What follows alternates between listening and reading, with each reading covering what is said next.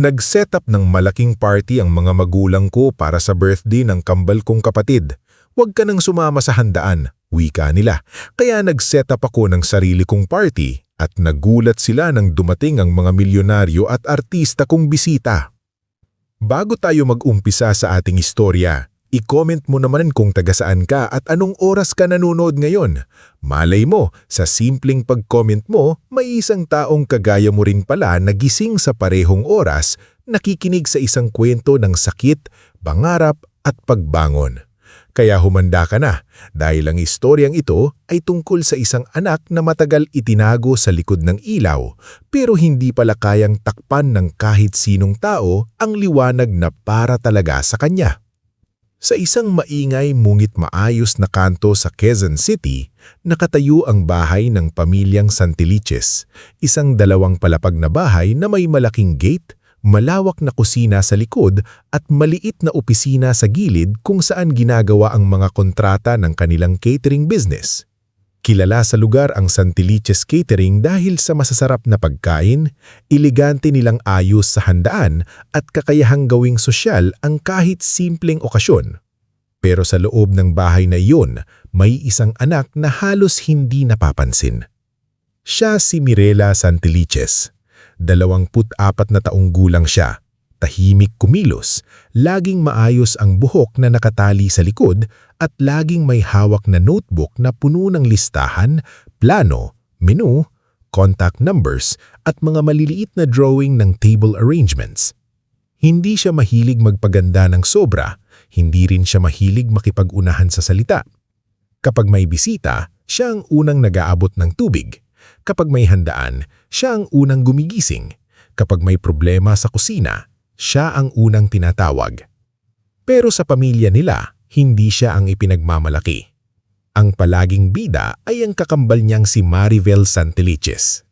Magkamukha sila sa unang tingin, ngulit magkaibang-ibang ang kanilang kilos. Si Maribel ay laging nakaayos, laging may bagong damit, laging may ngiti sa kamera. Marunong siyang magdala ng sarili sa harap ng mga mayayamang bisita. Mabilis siyang magsalita, marunong magpatawa at kapag may dumating na kliyente sa bahay, siya agad ang tinatawag ng kanilang ina.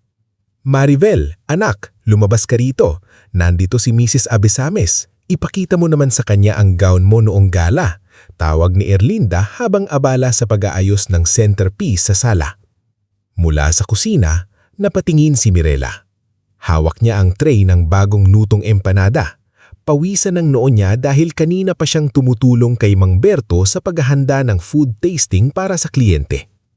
Ma, ilalabas ko na po ba ang empanada? Mahina niyang tanong. Hindi man lang siyang lingon ni Erlinda.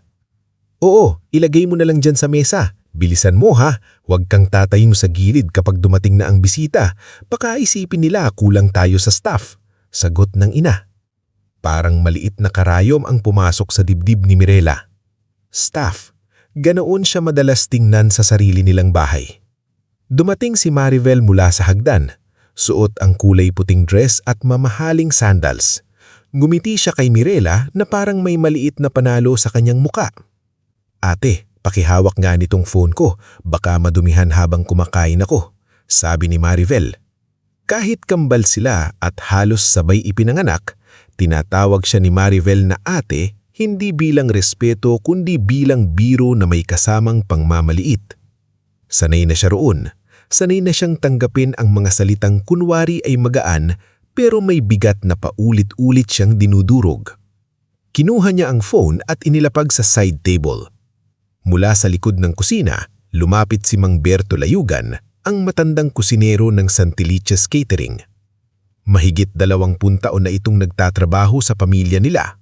Maputi na ang buhok, kulubot ang kamay, pero matalas pa rin ang panlasa at mainit ang puso. Ella, mahina niyang tawag sa palayaw niya. Huwag mong dibdibin, Ella. Hindi porke hindi ka nakikita sa sala, ibig sabihin wala kang halaga. Ngumiting palit si Mirela.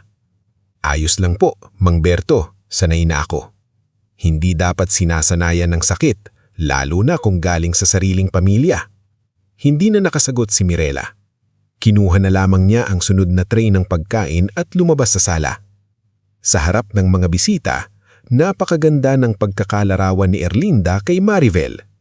Ang anak kong si Marivel talaga ang future ng business namin, pagmamalaki niya kay Mrs. Abisamis.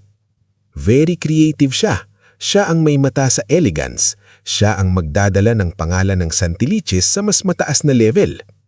Talaga? Nakangiting sabi ng bisita. Ang galing naman. Si Marivel ay tumawa ng mahinhin. Natututo pa lang po ako kay mama. Sa gilid, tahimik na nag-aayos si Mirela ng platito at baso. Alam niyang ang menu na kinakain ng mga bisita ay siya ang nagplano. Siya ang nakaisip na dagdagan ng calamansi cream ang fish fillet para bumagay sa panlasa ng kliyente. Siya rin ang nagpalit ng arrangement ng dessert table dahil napansin niyang masyadong siksikan ang dating setup. Ngulit walang nakakaalam. At kung may nakakaalam man, walang nagsasalita.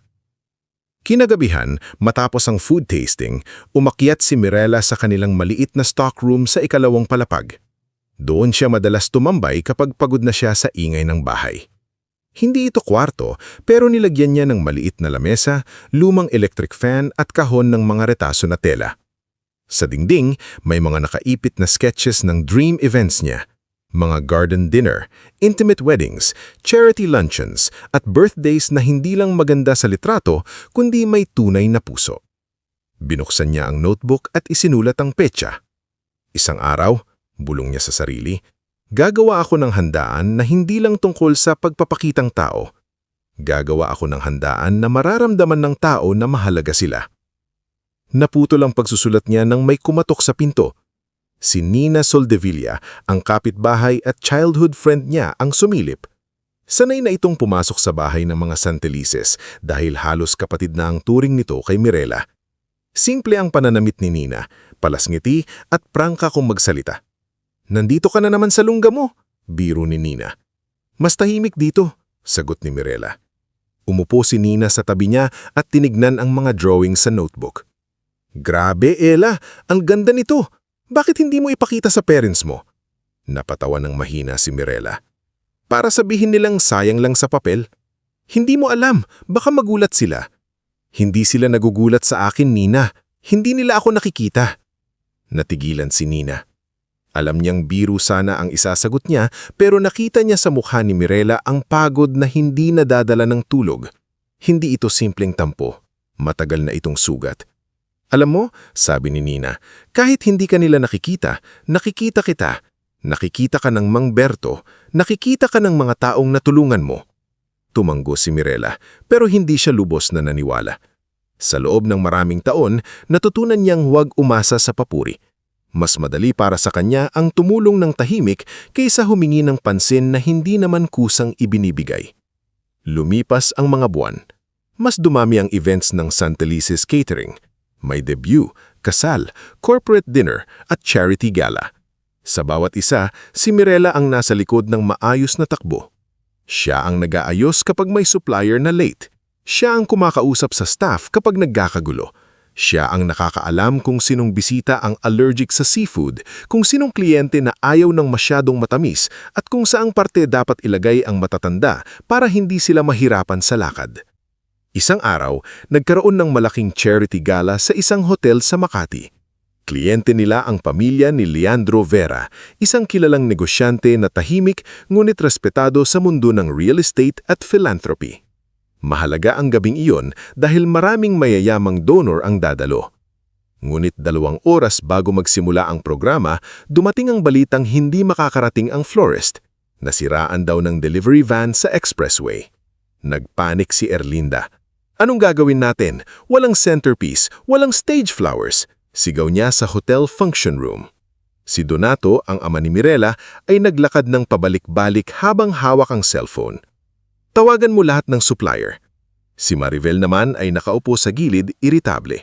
"Mama, paano na ang pictures? Pangit tignan kapag walang flowers."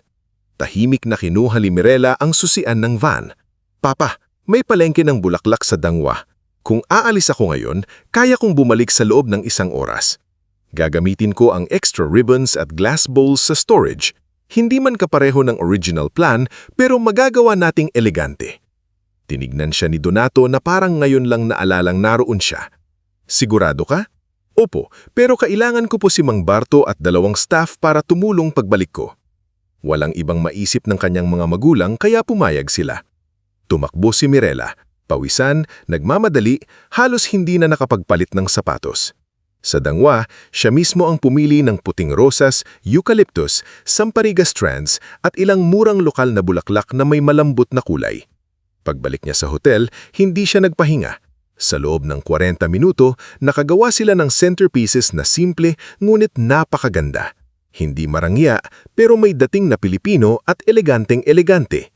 Nang dating ang mga bisita, marami ang humanga. "Who designed the tables?" tanong ni Leandro Vera sa Erlinda. Bago pa makasagot si Erlinda, ngumiti si Maribel at bahagyang yumuko. "We all helped po," sabi nito. "Family effort." Napatingin si Mang Berto kay Mirela. Si Mirela naman ay nakatayo sa likod ng divider, may hawak na kahon ng sobrang ribbon. Sandali niyang naramdaman na baka sa pagkakataong iyon, babanggitin ng ina ang pangalan niya. Pero hindi. Maribel has always had an eye for beauty, dagdag pa ni Erlinda. She's learning so fast. Tumango si Leandro, ngunit bahagyang napatingin siya sa likod kung saan naroon si Mirela. Hindi sigurado si Mirela kung napansin ba siya nito o nagkataon lang, kaya ibinaba niya ang tingin at bumalik sa kusina. Pag-uwi nila kinagabihan, pagod ang lahat ngunit masaya sina Donato at Erlinda dahil naging matagumpay ang event. Si Maribel ay abala sa pag-post ng pictures. Ang caption niya, "Another successful night for our family business. So proud to be part of the creative team." Nakita iyon ni Mirela habang nasa dining table siya, kumakain ng malamig na tirang pansit. Hindi siya umiyak, hindi rin siya nagsalita. Parang mas matindi pa sa luha ang katahimikan niya. Ilang linggo pagkatapos ng gala, nagsimula ng paghandaan sa bahay ang ika-25 kaarawan ng kambal. Dati kahit paano, may maliit na cake para sa kanilang dalawa. Pero sa taong iyon, kakaiba ang plano. May malaking tarpaulin na dumating sa bahay isang umaga. Nakabalot pa ito sa plastik nang buksan ni Donato sa sala. Nandoon ang mukha ni Maribel, napakagamba sa litrato, suot ang kulay pulang gown. Sa ibaba, nakasulat, "Maribel at 25, the new face of Santelices Catering." Natigilan si Mirela sa hagdan. Walang pangalan niya. Walang larawan niya. Birthday din niya iyon. "Papa," mahina niyang tanong, "iyan po ba ang tarpaulin para sa birthday namin?" Nagkatinginan sina Donato at Erlinda. Si Erlinda ang unang ngumiti, iyong ngiting pilit at malamig. "Anak, kasi business event din ito. Si Maribel ang ihaharap natin sa clients. Alam mo naman, mas komportable siya sa crowd." "Pero birthday ko rin po," sabi ni Mirela. Hindi siya nagtaas ng boses, pero may basag na sa tono niya. Sumingit si Maribel mula sa sofa. "Ella, wag ka nang madrama. Nandun ka naman. Hindi nga lang ikaw ang nasa tarpaulin." Tumawa ng konti si Donato, parang gustong gawing magaan ang usapan. "Oo nga, tutulong ka naman sa event, di ba? Kailangan namin ang organizational skills mo." Doon lalong tumahimik si Mirela. Kailangan nila ang skills niya. Pero hindi nila kailangan ang pangalan niya.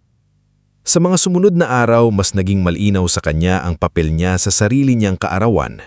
Siya ang pinapapili ng menu, pero si Maribel ang mag-a-approve sa harap ng designer. Siya ang gumagawa ng guest flow, pero si Erlinda ang nagsasabing idea iyon ng bunso.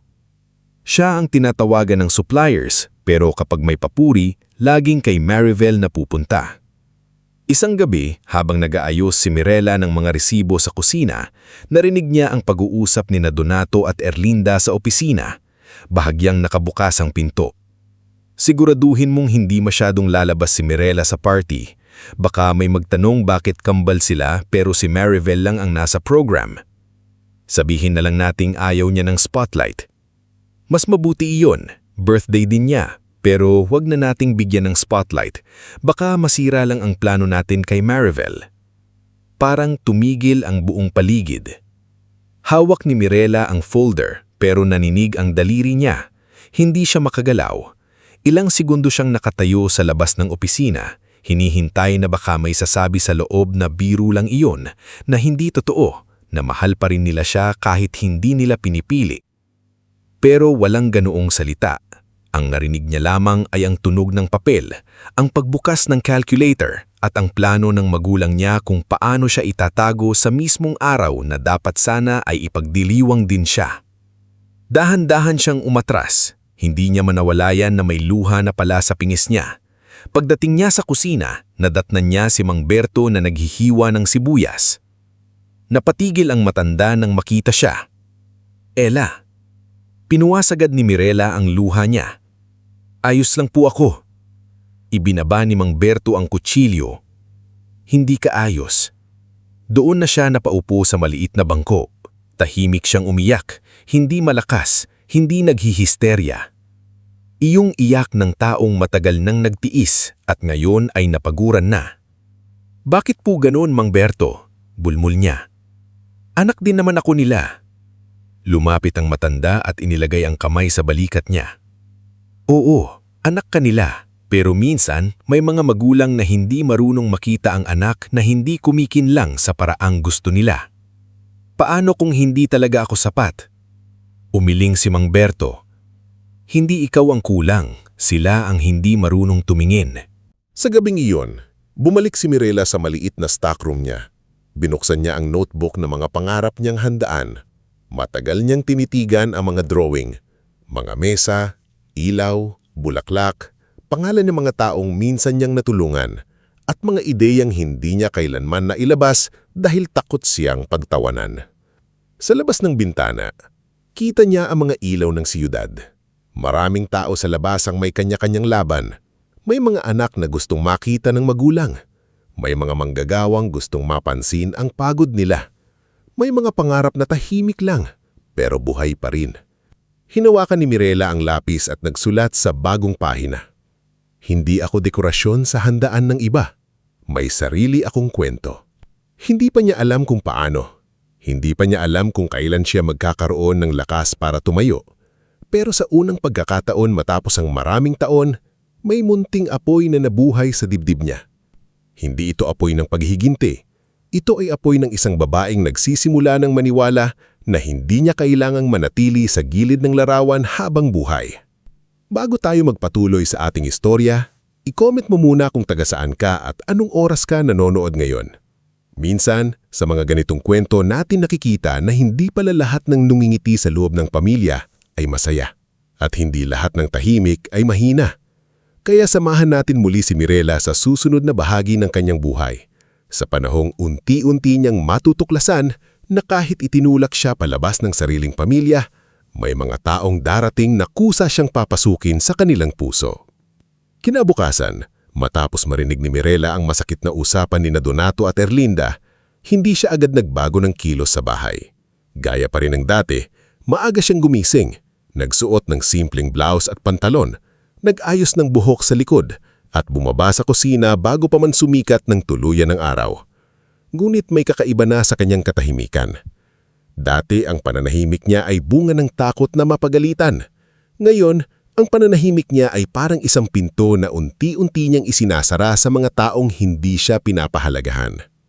Sa kusina, nadatnan niya si Mang Berto na naghahanda ng sabaw para sa staff breakfast.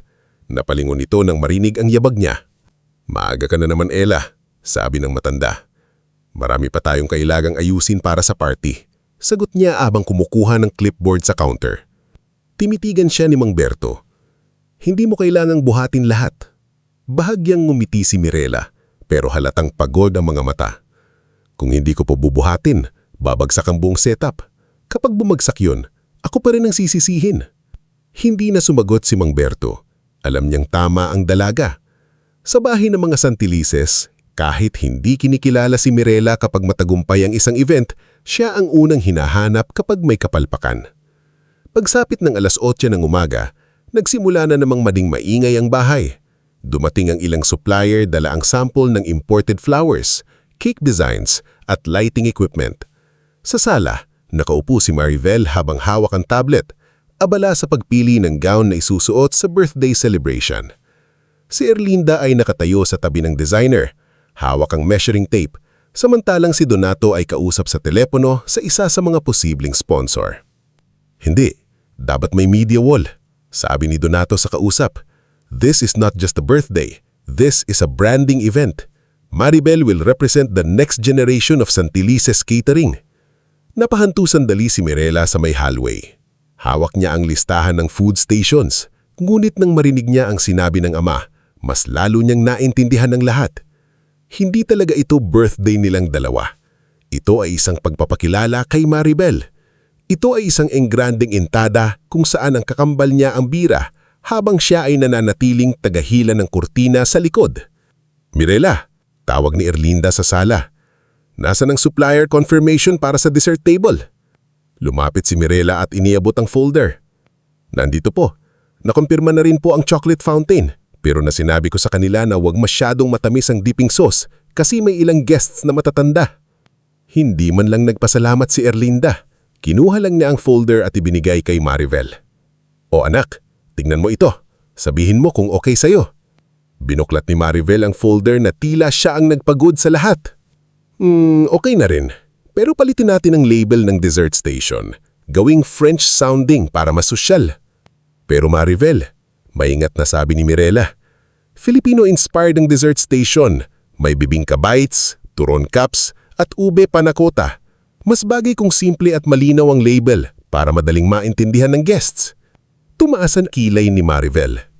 "Ella, hindi porkit ikaw ang naglista, ikaw na ang masusunod. This is my event." Saglit na natahimik ang paligid. Narinig yun ng ilang staff. Naramdaman ni Mirela ang init sa kanyang pisngi. Pero hindi siya nakipagtalo. Tinupi niya ang hawak na papel at tumanggo. Upo. Sa gilid ng sala, naroon si Crisanto Malvar, ang event consultant na kinuha ni Erlinda para tulungan si Maribel. Nasa early 30s siya, laging naka-blazer kahit mainit. Mabango ang pabango at mahilig gumamit ng English words kahit hindi naman kailangan. Magaling siya sa presentasyon, ngunit kapag totoong trabaho na ang usapan, palagi niyang ipinapasa kay Mirela ang mga mahihirap na detalye. "Mirela, darling," tawag ni Crisanto habang nakangiti ng peke. "Can you finalize the parting flow, the VIP holding area, and the supplier entrance? Also, paki-check na rin ang power load ng lights. Baka mag-trip ang breaker. You know, technical things." Hindi bagay kay Maribel ang ma-stress sa mga ganyan. Tumingin si Mirela sa kanya. "Kailan po kailangan?" "Before lunch sana," sagot ni Crisanto na parang napakasimple lang ng pinapagawa. "And please, make it presentable. I'll show it to Ma'am Erlinda later." Alam ni Mirela ang ibig sabihin noon. Siya ang gagawa. Si Crisanto ang kukuha ng papuri. Tahimik niyang kinuha ang mga papeles at nagpunta sa maliit na opisina sa likod. Habang hinaayos niya ang seating chart, naririnig niya ang tawanan ni Maribel at ng mga designers sa sala. May sukat ng gown, may usapan tungkol sa photo shoot, may plano kung paano papasok si Maribel sa venue na parang celebrity. Walang nagtatanong kung ano ang isusuot ni Mirela. Walang nagtatanong kung gusto rin ba niyang magkaroon ng cake. Walang nagtatanong kung masaya ba siya. Ngunit habang abala ang lahat sa engranding birthday ni Maribel, may ibang nangyayari sa labas ng bahay na hindi inaasahan ni Mirela. May mga taong nakakaalala sa kabutihan niya, kahit siya mismo ay hindi iyon binibigyan ng halaga. Ilang araw bago ang party, ipinadala siya ni Donato sa isang maliit na event sa Ortigas para ayusin ang kulang na documents ng isang corporate dinner. Doon niya nakilala ng mas malapit si Aurelio Fajardo, isang dating pianistang naging talent manager. May dala itong brown envelope na naglalaman ng kontrata ng isang singer na kailangang pumirma bago ang performance. Ngulit sa gitna ng gulo sa backstage, nawala ang envelope. "Hindi maaari ito," nakabahang sabi ni Aurelio habang hinahaluglog ang bag. "Kapag hindi ito nakita, baka mag-back out ang artist. Malaking aberya ito." Napansin ni Mirela ang kaba sa mukha nito. Hindi niya ito kliyente, hindi rin responsibilidad ang problema. Pero sanay si Mirela na tumulong kahit walang kapalit. "Saan po kayo huling dumaan?" tanong niya. Sa registration table, tapos sa service elevator, tapos dito sa backstage. Hindi na nagdalawang isip si Mirela. Binalikan niya ang ruta ni Aurelio, kilausap ang guard, tinanong ang staff sa registration table at sinilip ang ilalim ng mga kahon malapit sa service elevator. Makalipas ang halos 20 minuto, nakita niya ang envelope na naiipit sa likod ng isang stack ng tarpaulin. Nang ibigay niya iyon kay Aurelio, halos mapaupo sa ginhawa ang lalaki. "Miss Mirela ba tama?" tanong nito. "Opo. Hindi mo alam kung gaano kalaking problema ang nailigtas. Wala pong anuman, mabuti na lang nakita agad." Matagal siyang tinitigan ni Aurelio, hindi sa paraang mapaghusga, kundi sa paraang may nakikitang kakaiba. Hindi lahat ng tao tutulungan ka kapag hindi nila trabaho. Tatandaan ko ito. Ngumiti lang si Mirela. Para sa kanya, maliit na bagay lang iyon. Hindi niya alam na sa mundo ng events at entertainment, ang isang taong maaasahan sa oras ng gulo ay hindi madaling kalimutan. Sa isa pang pagkakataon, pauwi na sa galing sa supplier meeting nang nakita niya ang isang kotse na nakahinto sa gilid ng kalsada malapit sa catering office. Umuulan noon at isang babae ang nakatayo sa tabi ng sasakyan habang hawak ang sirang payong. Nakasuot ito ng simpleng cap at jacket pero pamilyar ang mukha. Si Sabrina Iliana, isang indie actress na unti-unting nakakakilala dahil sa mga pelikula na may malalim na kwento. Huminto si Mirela. "Ma'am, okay lang po kayo?" Napalingon si Sabrina, halatang nag-aalala. "Nasiraan ang sasakyan ko, low battery yata, wala pang sumasagot sa driver ko." "Malapit lang po ang office namin, may mekaniko po kaming kakilala sa kanto. Gusto niyo po bang tumawag ako?" "Hindi ba abala?" "Hindi po." Pinapasok muna si Sabrina sa maliit na receiving area ng catering office para hindi mabasa sa ulan. Pinagtimplahan niya ito ng mainit na kape at tinawagan si Kuya Olan, ang mekanikong madalas tumutulong sa delivery van ng Santelices Catering. Habang naghihintay, nagkwentuhan sila. "Hindi mo ako tinanong kung artista ako," natatawang sabi ni Sabrina. Ngumiti lang si Mirela. "Baka gusto niyo pong maging ordinaryong tao habang umuulan." Natigilan si Sabrina, pagkatapos ay ngumiti ng totoo.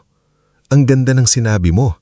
Nang maayos ang sasakyan ni Sabrina, paulit-ulit itong nagpasalamat. "May utang ako sa iyo, Mirela."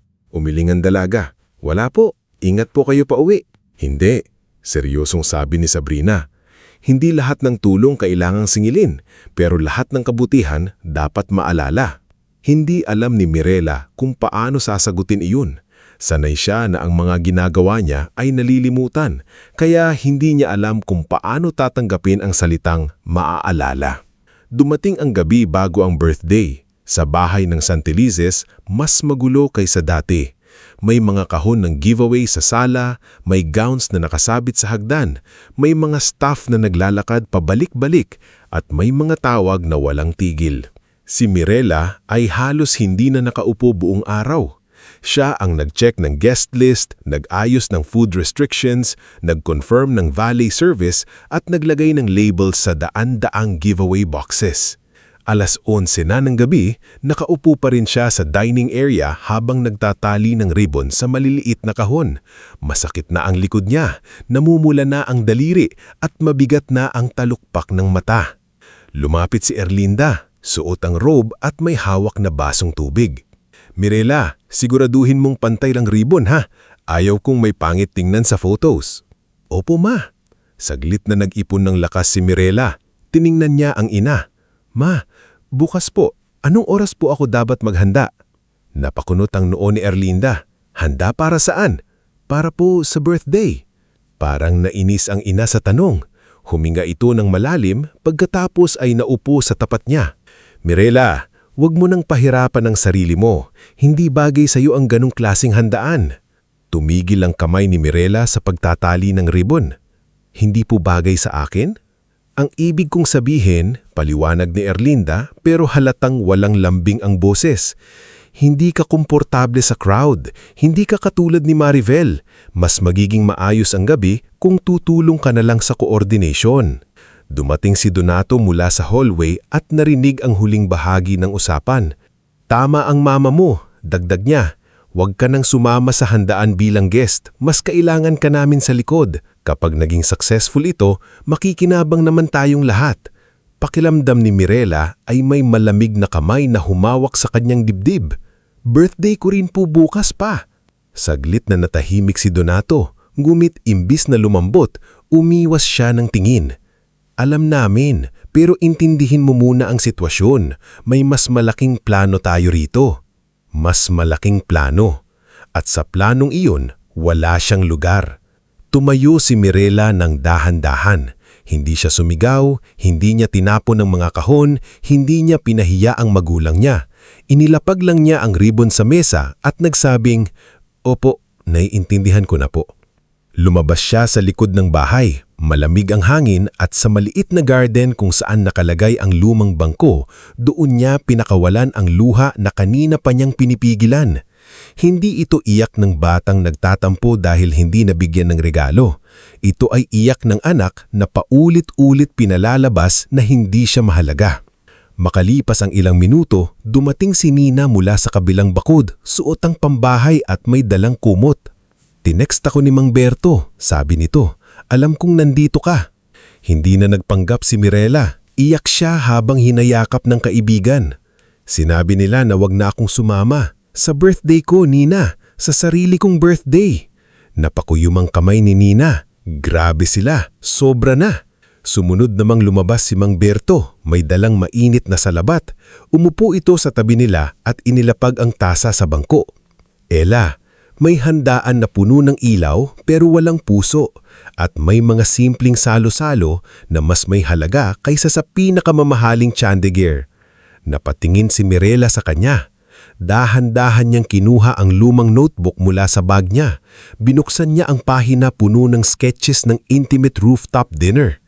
Ilang taon na niyang iyong pangarap, maliit na gathering, warm lights, lutong bahay, mga taong hindi kailangang magpanggap. "Kung hindi nila ako bibigyan ng lugar sa sarili kong pakarawan," mahinang sabi ni Mirela, "gagawa ako ng lugar na hindi ko kailangang ipagpaalam sa kanila." Tiningnan siya ni Nina.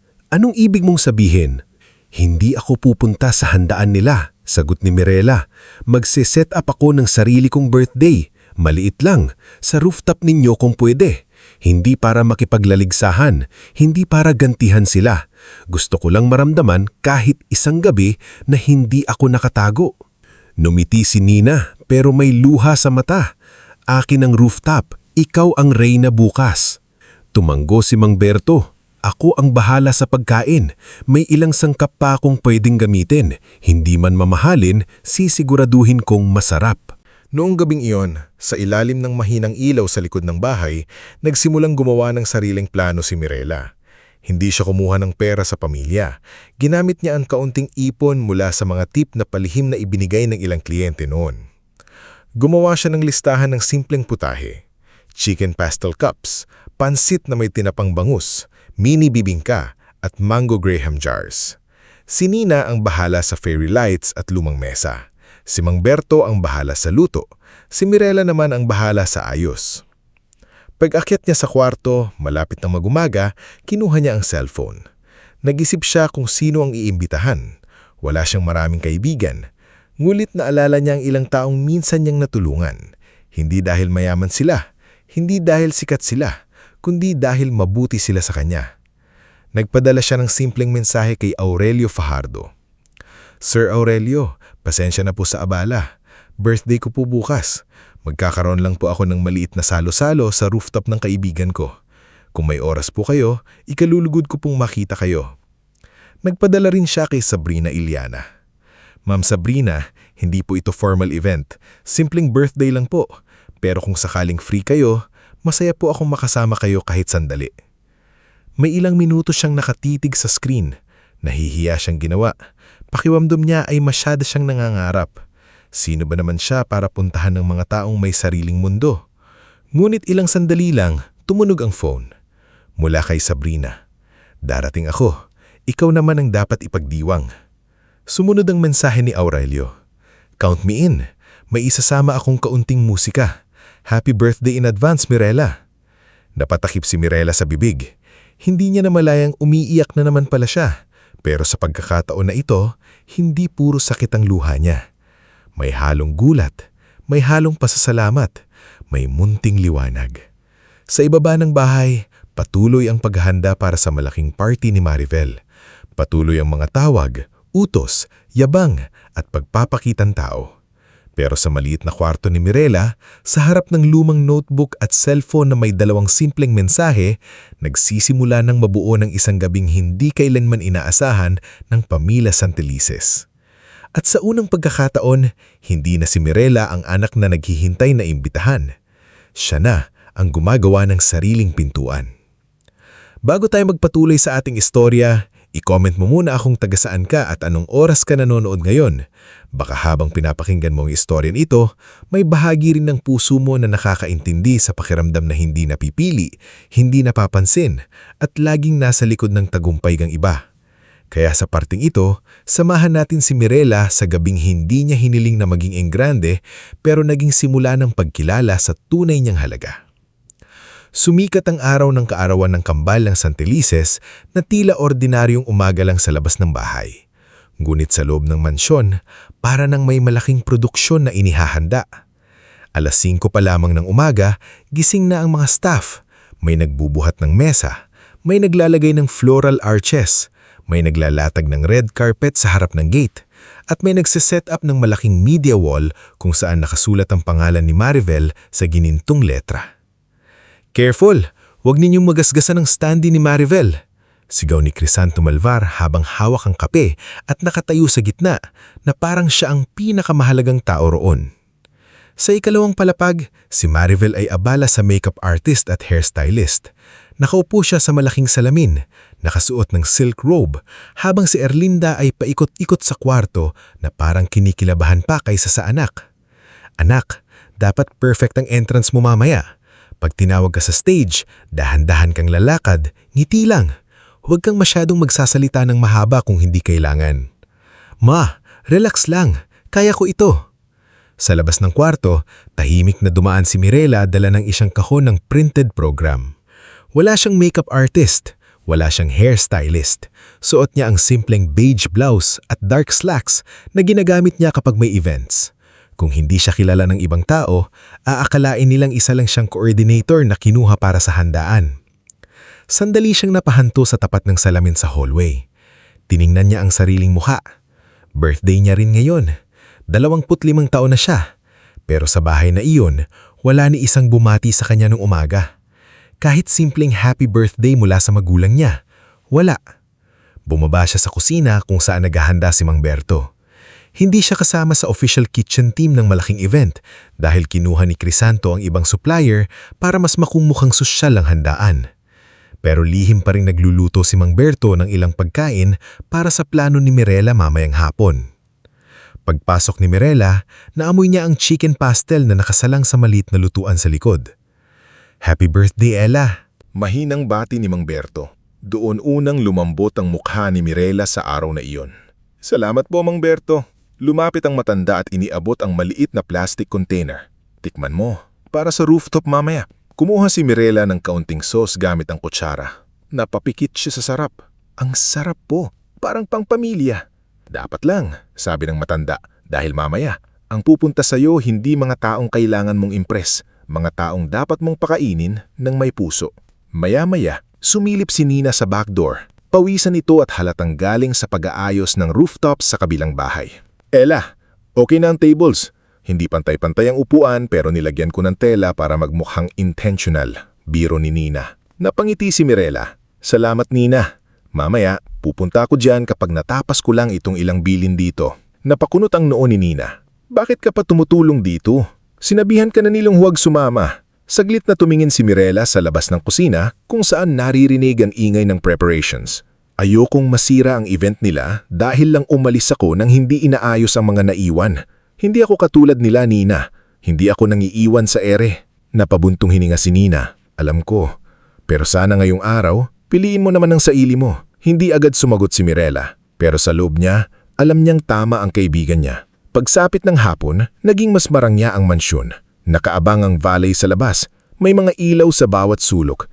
At may mga cameraman na kumukuha ng behind-the-scenes clips. Dumating ang mga unang bisita, mga kliyente ng catering, ilang negosyante, kaibigan ni Erlinda sa social circle at mga kakilala ni Donato sa business associations. Lahat sila ay binabati ni Marivel na suot na layo ng pulang gown na tila ginawa para sa kanya. Happy birthday, Marivel! Ang ganda mo! Future CEO na talaga! Paulit-ulit ang mga papuri. Sa bawat bati, mas lalong kiminang ang mukha ni Marivel. Pero sa bawat pagngiti niya, palihim niyang hinahanap sa paligid si Mirela, hindi dahil namimiss niya ito, kundi dahil sanay siyang naroon ng kapatid kapag may kailangang ayusin. Sa gilid ng garden, si Crisanto ay nagsisimula ng mataranta. May mali sa seating arrangement. Ang ilang VIP ay nilagay sa mesa ng malayo sa stage.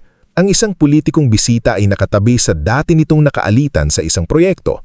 Ang dessert supplier ay dumating na walang extension cord. Ang program host ay hindi alam kung kailan ipapasok ang video tribute. Mirela! Tawag ni Crisanto sa isang staff.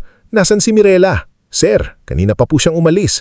Umalis? Saan? Hindi ito nasagot ng staff. Samantala, sa kabilang compound, sa rooftop ng lumang apartment ng pamilya ni Nina, nagsisimula namang mabuo ang munting handaan ni Mirela. Hindi ito kasing laki ng party sa mansyon. Walang red carpet, walang media wall, walang crystal chandeliers, pero may warm lights na isinabit ni Nina sa alambre, may mga mesa na binalutan ng puting tela, may maliliit na garapon na may sampagita at dahon ng eucalyptus at may handwritten cards sa bawat upuan. Sa isang gilid, nakalagay ang pagkain ni Mang Berto, chicken pastel cups, pansit na may tinapang bangos, mini bibingka, mango graham jars at isang maliit na cake na binili ni Nina mula sa bake shop sa kanto. Sa ibabaw ng cake, simpleng nakasulat, Happy Birthday Mirela. Nang kita yun ni Mirela, sandali siyang natigilan. Nina, mahinang sabi. Uy, bawal umiyak agad ha, biro ni Nina kahit naningilidbi ng luha niya. Napatawa si Mirela. Sa unang pagkakataon sa buong araw, hindi pilit ang tawa niya. Dumating ang ilang kakilala ni Nina, ilang staff ng catering na palihim na sumuporta kay Mirela, at si Kuya Olan na mekaniko dala ang isang simpleng kahon ng soft drinks. Walang mayaman sa kanila, walang sikat, pero bawat isa ay bumati sa kanya ng may tunay ng ngiti. Happy birthday, Ma'am Ella, sabi ng isang batang dishwasher na si Jumari Laksamana. Pasensya na po, ito lang dala ko. Iniabot ito ng isang malihit na potted plant. Tinanggap ito ni Mirela na parang pinakamamahal na regalo. Salamat, Jumari. Ang ganda nito. Makalipas ang ilang minuto, huminto ang isang itim na sasakyan sa tapat ng apartment. Napatingin ang mga tao. Bumaba si Sabrina Iliana. Simple ang suot, ngulit elegante. May dalang bouquet ng puting rosas at sampagita. Nanlaki ang mata ni Nina. Ella, artista yun, di ba? Hindi rin makapaniwala si Mirela. Bumaba siya ng ilang hakbang para salubungin si Sabrina. Ma'am Sabrina, akala ko po baka hindi makayo matuloy. Birthday mo, nakingiti si Sabrina. Siyempre pupunta ako. At huwag mo na akong tawaging ma'am dito. Sabrina na lang. Iniabot ito ang bulaklak. Pagkatapos ay yinakap si Mirela. Hindi formal, hindi pang kamera. Isang yakap na totoo. Salamat po. Nanginginig ang boses ni Mirela. Hindi mo kailang magpasalamat palagi, sagot ni Sabrina. Minsan, hayaan mong ikaw naman ang alagaan. Hindi pa man nakabawi si Mirela sa gulat, dumating naman si Aurelio Pajardo sakay ng van kasama ang dalawang musiko, isang gitarista at isang violinist. May dala rin itong maliit na keyboard. Ako'y nagdala ng konting ingay, masayang sabi ni Aurelio, pero magandang ingay. Napatawa ang lahat. Habang inaayos ng mga musiko ang gamit, muling may dumating na sasakyan. Sa pagkakataong iyon, mas elegante. Bumaba si Leandro Veira, suot ang simpleng barong, kasama ang anak niyang si Catalina Veira, isang young fashion designer na kilala sa paggamit ng lokal na tela sa modernong disenyo. Hindi makapagsalita si Mirela. Sir Leandro? Bulong niya. May nagsabi sa akin na birthday mo, sabi ni Leandro habang nakangiti. At naaalala ko ang gabing iniligtas mo ang gala namin. Hindi kita napasalamatan ng maayos noon. Si Catalina naman ay lumapit at tumingin sa setup ng rooftop. Hinawakan nito ang handwritten place card sa isang mesa. Ikaw gumawa nito? Tanong niya. Opo, simple lang po. Simple? Ngumiti si Catalina. Hindi, personal. Malaki ang pagkakaiba noon. Unti-unti nang napuno ang rooftop ng mga taong hindi akalaing darating. Dumating si Ofelia Montemayor, isang veteran actress na minsang naging bisita sa isang charity luncheon ng Santelices Catering. May dala itong kahon ng pastries at isang makapal na shawl para kay Mirela. "Naaalala mo ba ako, Hiha?" tanong ni Ofelia. "Opo, kayo po yung humingi ng low-sodium meal noon dahil bawal po sa inyong maalat." Napangiti si Ofelia.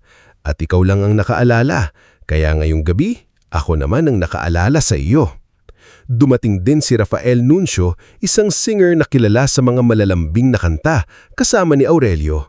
Hindi niya personal na kilala si Mirela ng matagal, pero minsan siyang natulungan nito nung isang charity event nang mawalan siya ng handler at halos hindi makapasok sa backstage. Si Mirela ang nag-ayos ng pass niya, nagdala ng tubig at nagpaalala ng sequence ng performance. "Happy birthday, Mirela!" bati ni Rafael. "May utang akong kanta sa iyo." Sa rooftop, naghalo ang gulat, tuwa at kaba. Si Mirela ay paulit-ulit na napapatingin sa paligid, parang natatakot siyang panaginip lang ang lahat. Ang maliit na handaan na inakala niyang pupuntahan lang ng 5 o 6 na tao ay naging isang gabing puno ng tawanan, musika, kwento at mga taong pinili siyang puntahan hindi dahil sa apelyido niya, kundi dahil sa kabutihang naaalala nila. Sa kabilang banda, sa mansyon ng Santelices, unti-unti nang nagkakagulo ang engrandeng party. "Bakit wala pang cue ang video?" Iritadong tanong ni Erlinda kay Crisanto. "Ma'am, inaayos na po. Kanina mo pang sinasabi yan." Lumapit si Donato. "Nasaan si Mirela? Siya ang may copy ng final program flow." Hindi makasagot si Crisanto. Si Maribel habang nakangiti harap ng mga bisita ay pahilim na kinakabahan. May mga guest na nagrereklamo dahil mali ang pagkain na na-serve sa kanila. May isang matandang donor na allergic sa shrimp pero nabigyan ng seafood appetizer. Mabuti na lamang ay hindi ito nakain. May isang VIP na umalis ng maaga dahil walang nag-assist sa kanya mula parking. "Maribel," mahina ang ngunit talim na sabi ni Erlinda nang lumapit ito sa anak. "Kausapin mo ang guest. Huwag mong ipahalata na may problema." "Ma, hindi ko alam ang sasabihin ko sa kanila. Nasaan si Ella?" Napatingin si Erlinda sa kanya. Sa unang pagkakataon, narinig niyang hinahanap ni Maribel ang kapatid, hindi para utusan lamang, kundi dahil hindi talaga alam paano ayusin ang nangyayari. Samantala, sa rooftop, nagsimulang kumanta si Rafael. Tahimik ang lahat habang umaawit siya ng isang kantang tungkol sa tao na matagal naghihintay na makita. Hindi naman direkta para kay Mirela ang kanta, pero bawat linya ay parang tumatama sa kanya. Pagkatapos ng kanta, nagpalakpakan ang lahat. Si Sabrina ay kumuha ng maikling video at ipinost sa social media. Simple lang ang caption niya. "Tonight, I attended the most heartfelt birthday I've seen in years. Happy birthday, Mirela. Some people don't need the spotlight to shine." Hindi niya inaasahang mabilis itong kakalat. Ilang minuto lang, maraming nag-comment. Nakilala ng ilan si Rafael, si Ofelia at si Leandro sa background. May mga nagtanong kung anong event yun. May mga nagsabing ang ganda ng setup. May mga nagsabing mas totoo ang saya roon kaysa sa mga engranding handaan na puro pagpapakitang tao. Makalipas ang ilang sandali, may isang staff mula sa mansyon ang nakakita ng post. Ipinakita nito sa isang staff hanggang sa umabot kay Crisanto, pagkatapos kay Erlinda. Namutla si Erlinda nang makita ang video. "Si Mirela yan." Lumapit si Donato at kinuha ang phone. Nalaki ang pata niya nang makita sina Sabrina Iliana, Leandro Veira, Ofelia Montemayor, Rafael Nuncio at ilang mayayamang bisita sa isang simpleng rooftop party. Paanong nandidiyan sila? Bulong niya. Si Maribel ay napatingin din sa screen. Hindi siya agad nagsalita. Nakita niya si Mirela sa video. Nakangiti, umiiyak. Pinapalakpakan ng mga tao. Hindi niya iyon mukhang katulong. Hindi niya iyon mukhang anino. Sa gabing iyon, si Mirela ang nasa gitna ng bilog. Hindi dahil ipinuwesto siya roon, kundi dahil kusa siyang linapitan ng mga tao. "Pupuntahan natin siya," mariing sabi ni Erlinda. "Ngayon?" Tanong ni Donato. Oo, bago pa lumaki ito, baka isipin ng mga tao may gulo sa pamilya natin. Hindi paghihingi ng tawad ang nasa isip ni Erlinda. Hindi rin pag-aalala sa nasaktan na anak. Ang iniisip niya pa rin ay imahe. Ilang minuto ang lumipas, dumating sina Donato, Erlinda, Maribel at Crisanto sa rooftop. Hindi sila bagay sa simpleng lugar na iyon. Suot nila ang magagarang damit, mabibigat na alahas at mga mukha ng taong sanay na sila ang pinapansin. Tumigil ang tawanan nang makita sila. Napalingon si Mirela. Saglit na nawala ang ngiti niya, ngulit hindi siya umatras. Ma? Pa? Mahinahon niyang sabi.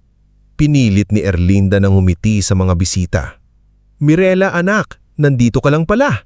Hinahanap ka namin sa party. Napatingin si Nina kay Mang Berto. Alam nilang kasinungalingan iyon. Sinabi niyo po na huwag na akong sumama. Sagot ni Mirela. Hindi siya sumigaw, ngunit malinaw ang boses niya. Natahimik ang paligid. Nagpanggap na tumawa si Donato. Nagkaintindihan lang tayo ng mali. Siyempre birthday mo rin, kaya nga nandito kami para sunduin ka. Bago pa makasagot si Mirela, humakbang si Leandro Vera. Mahinahon ang mukha nito, ngunit mabigat ang dating.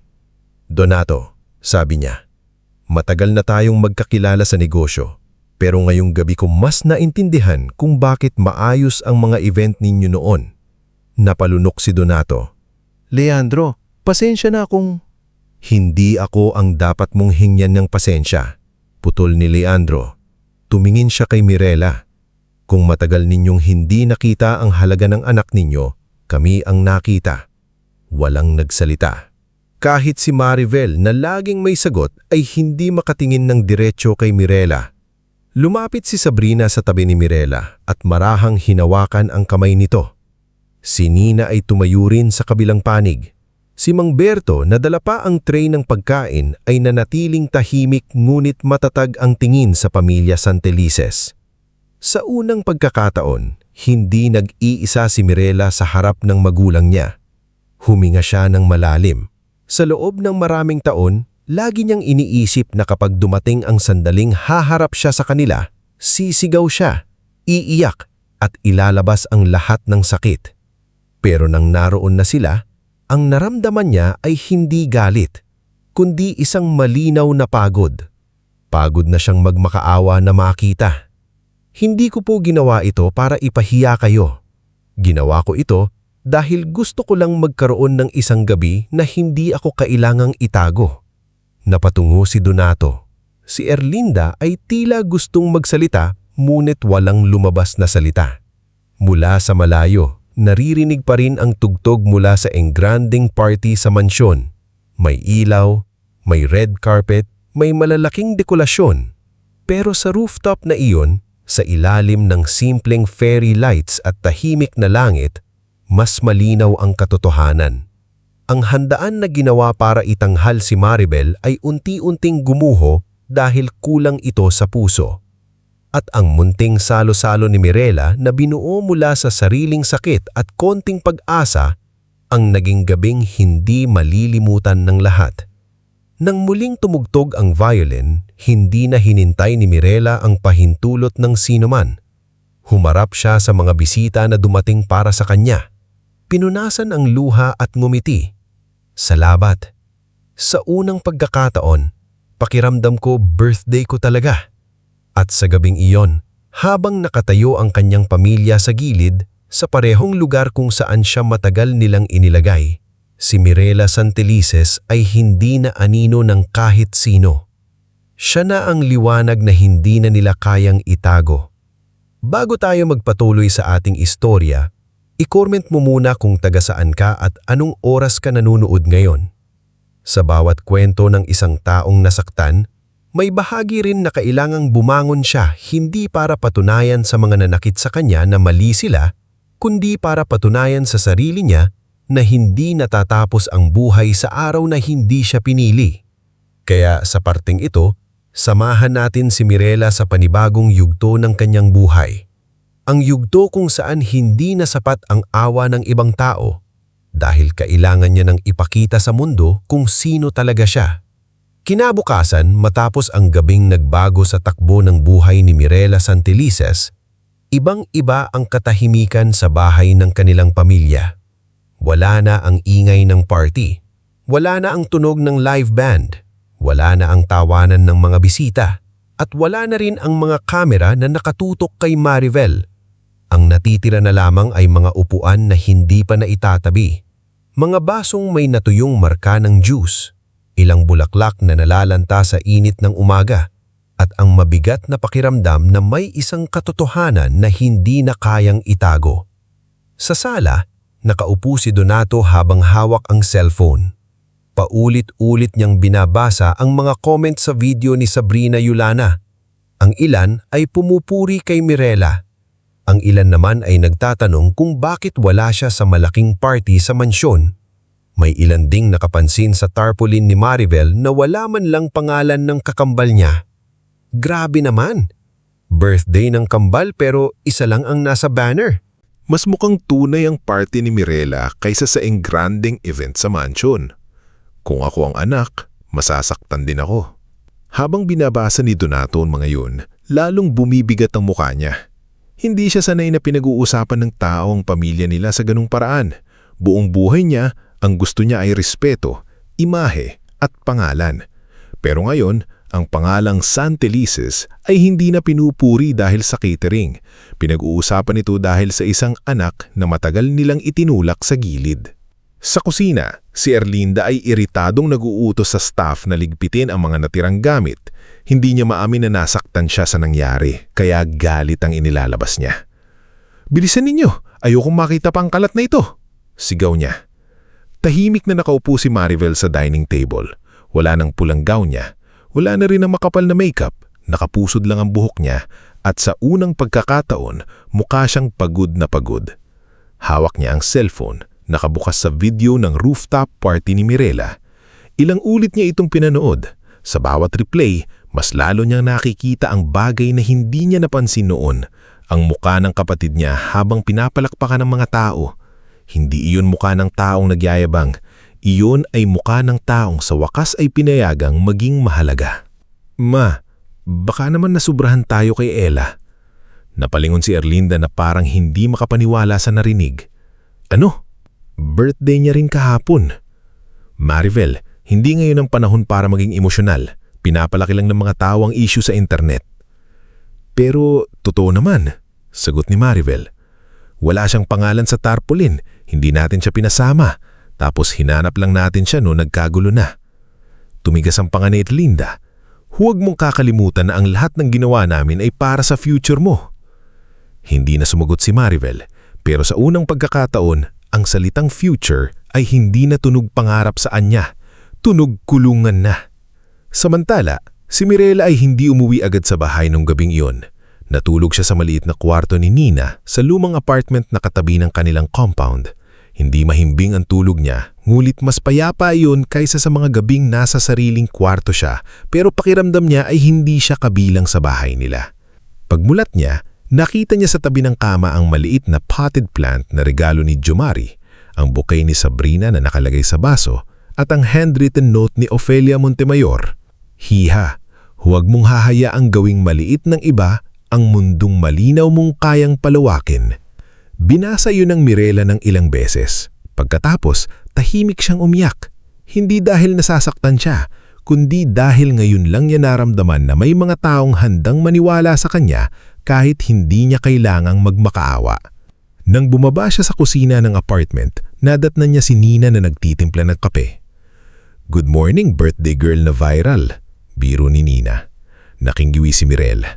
"Huwag naman, kinakabahan nga ako." "Bakit?" "Baka isipin ng mga tao ginamit ko sila Sabrina at Sir Leandro para ipahiya ang pamilya ko." Umupo si Nina sa tapat niya. "Ella, wala kang pinahiya. Sila ang gumawa ng sarili nilang kahihiyan. Ikaw, gumawa ka lang ng party." Bago pa makasagot si Mirela, tumunog ang phone niya. Sunod-sunod ang mga mensahe. May inquiries para sa private dinner, may nagtatanong kung siya ba ang nag-setup ng rooftop, may isang boutique hotel na gustong kuhanin siya para sa intimate engagement dinner, at may event stylist na gustong makipag-collaborate. At may mensahe mula kay Catalina Vera. Good morning, Mirela. I hope you got some rest. Your setup last night had a soul. If you're serious about events, let's talk. You need a portfolio, not just memories. Matagal na tinitigan ng Mirela ang mensahe. Portfolio. Bulong niya. Ano? Tanong ni Nina. Ipinakita niya ang cellphone. Napangiti si Nina ng malawak. Ayan na Ella, pintuan mo na yan. Ngunit hindi ganun kadali para kay Mirela na tanggapin ang pagkakataon. Sanay siyang magtrabaho sa likod ng pangalan ng pamilya. Sanay siyang maging invisible. Ngayon, kapag tinanggap niya ang mga alok, pangalan niya na ang nakataya. Hindi na siya maaaring magtago sa likod ng Santelices Catering. Hindi na siya pwedeng sabihing utos lang sa kanya kapag may nagkamali. Ilang araw ang lumipas bago siya pumayag makipagkita kay Catalina. Nagkita sila sa isang tahimik na cafe sa Makati. Dumating si Catalina na dala ang laptop at isang folder ng sample layouts. Si Mirela naman ay dala ang lumang notebook na puno ng sketches. May ilang pahina na lukot na dahil sa tagal. Unang tanong, sabi ni Catalina matapos silang umorder ng kape. Events po? Hindi lang events. Sariling pangalan, sariling negosyo, sariling desisyon. Gusto mo ba? Napayuko si Mirela. Gusto ko po, pero natatakot ako. Good! Sagot ni Catalina. Napatingin si Mirela. Nagulat. Kapag hindi ka natatakot, baka hindi mo naiintindihan ang bigat ng ginagawa mo. Pero hindi ibig sabihin ng takot ay hindi ka handa.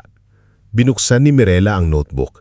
Ipinakita niya ang mga dating drawings niya, mga table setup na may kwento sa bawat detalye, mga menu na konektado sa alaala ng kliyente, mga program flow na hindi puro palabas kung hindi may espasyo para sa tunay na emosyon. Habang tinitignan niyon ni Catalina, lalong nagiging seryoso ang mukha nito.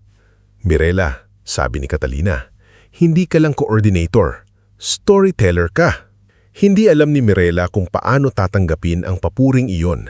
Sa bahay nila, ang tawag sa kanya ay tagalista, tagasunod, tagaayos. Ngayon may tumatawag sa kanya na storyteller. Pero wala po akong puhunan. Meron kang reputasyon kahit nagsisimula pa lang. Meron kang skill. Meron kang mga taong handang tumulong. Magsimula ka sa maliit. Huwag mong habulin ang marangya. Hanapin mo ang may saysay. Doon unang nabuo ang pangalan ng kanyang maliit na negosyo. Hiraya Tables and Gatherings. Si Nina ang unang pumayag na maging operations manager kahit biro niyang sinabi, libre muna sahod ko basta may kape. Si Mang Berto naman ay pumayag maging kitchen consultant sa magapiling events kahit sinabi niyang ayaw na niyang magpuyat tulad noong kabataan niya. Si Aurelio Fajardo ang nagsimulang magpakilala kay Mirela sa ilang mga musiko at artists na naghahanap ng intimate event planner. Si Sabrina ay hindi nagpa-press release, ngunit sa simpleng pagbanggit niya kay Mirela sa isang interview, lalong dumami ang nagtatanong. Hindi lahat ay maganda ang sinabi ng mga tao. Habang unti-unting lumalago ang pangalan ni Mirela, nagsimula ring kumalat ang paninira. May mga nagsabing sumikat lang siya dahil naaawa sa kanya ang mga artista. May mga nagsabing drama lang ang nangyari sa birthday. May mga nagsabing ginamit niya ang sariling pamilya para magkaroon ng clients. Ang pinakamasakit ay nang lumabas ng video ang gossip vlogger na si Valerius Chanco. Sa video nito, nakasuot siya ng makintab na jacket habang nakaupo sa harap ng ring light. Mga kachika, sabi ni Valerius, may chika tayo tungkol sa viral event girl na si Mirela Santelices. Totoo kayang heartfelt birthday iyon o scripted para makakuha ng rich clients? May nagsabi sa atin na baka bayad ang ilang bisita roon. Interesting, di ba? Nakita iyon ni Mirela habang nasa maliit na workspace nila ni Nina. Halos manlamig ang kamay niya. Bayad? Bulong niya. Ni pamasahe nga ng iba, hindi ko alam kung paano pasasalamatan. Galit na galit si Nina. Sasagutin ko ito. Iko-comment ko lahat ng alam ko. Wag, pigil ni Mirela. Bakit? Sisiraan ka na lang nila. Alam ko, sabi ni Mirela. Nanginginig ang boses niya, pero pinilit niyang maging kalmado. Kaya pinili niyang manahimik, hindi dahil duwag siya, kung hindi dahil mas mahalaga siyang dapat gawin. Tinanggap niya ang unang maliit na event ng Hiraya, isang golden anniversary dinner ng mag-asawang sina Anselmo at Pilar Buenavilla, dating guro sa public school. Hindi mayaman ang pamilya, pero gusto ng mga anak nila na maging espesyal ang ika-50 anibersaryo ng magulang. Ginawa ni Mirela ang event sa maliit na garden, gumamit ng lumang litrato, paboritong kanta ng mag-asawa at simpleng menu mula sa pagkaing lagi nilang niluluto noon. Pagkatapos ng event, lumapit si Pilar kay Mirela, hawak ang panyo. "Anak," sabi ng matanda, "parang ibinalik mo ang 50 taon namin sa isang gabi." Doon naintindihan ni Mirela na tama si Catalina. Hindi kailangan ng chandelier para maging mahalaga ang isang handaan. Habang umaangat si Mirela, unti-unti namang bumibigat ang problema sa Santelices Catering. Ilang dating kliyente ang nagtanong kung si Mirela pa rin ba ang mag-handle ng events nila. Nang nalaman nilang hindi na siya bahagi ng operations, nagduda ang ilan. May 2 booking na umatras. May isang wedding client na nagreklamo dahil nagulo ang final meeting.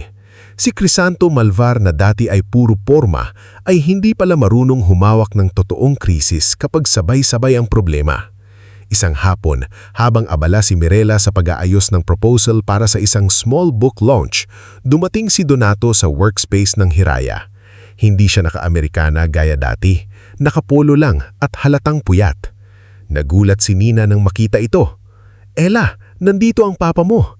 Lumabas si Mirela mula sa likod. Nang makita niya ang ata, bumigat ang dibdib niya.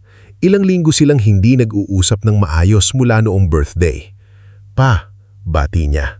"Mirela," sagot ni Donato, "pwede ba tayong mag-usap?" Pumasok sila sa maliit na meeting corner.